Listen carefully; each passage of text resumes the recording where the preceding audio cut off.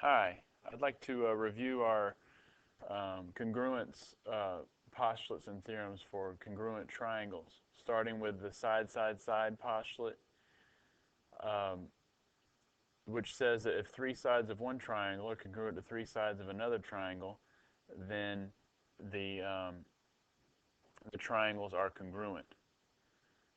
All right. Before we go on, also let me review our saying that we have to help us to remember the postulates and the theorems, and that's seven silly sisters saved Adam Stevens for side angle side, and Adam Allen saved for angle angle side, Adam Stevens again for angle side angle, and then we have the HL theorem. Those are our postulates and theorems that prove our triangles are congruent.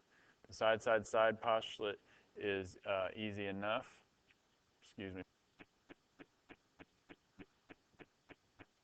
And then the side angle side postulate says that if you have two sides of one triangle congruent to two sides of another triangle along with the included angle, that means, the included angle meaning the angle between the two sides that we're referring to as congruent, then the triangles are congruent.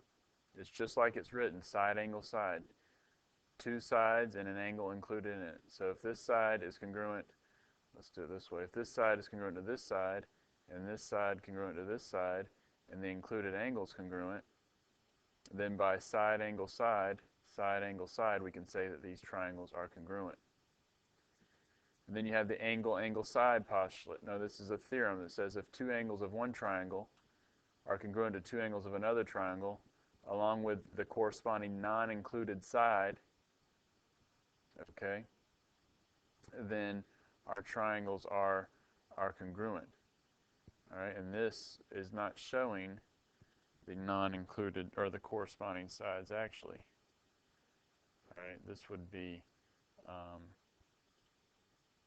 this side here. So I'll have to remember to save it that way. So two angles of one triangle congruent to two angles of another triangle along with a non-included corresponding side. We can see this is the corresponding side because we've got B and D and B prime D prime on the same side. So angle side, two non-included or two angles, and then a non-included side. When we say non-included, that's the side that does not include both of these angles touching it. So angle side says that these two triangles are congruent. And then we have angle side angle. Notice the S is in between the A's. That means it's an included side. So if we have two angles of one triangle congruent to two angles of another triangle, and then the included side, the side that touches both of those angles, or that includes both of those angles, then we have two triangles that are congruent. Angle side angle. Angle side angle. Angle side angle. Okay? And we can get rid of that as well.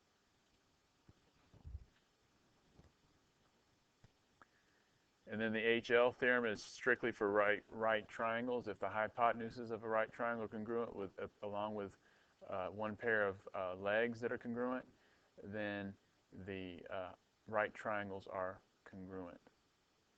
So seven silly sisters saved Adam Stevens. Adam Allen saved Adam Stevens again.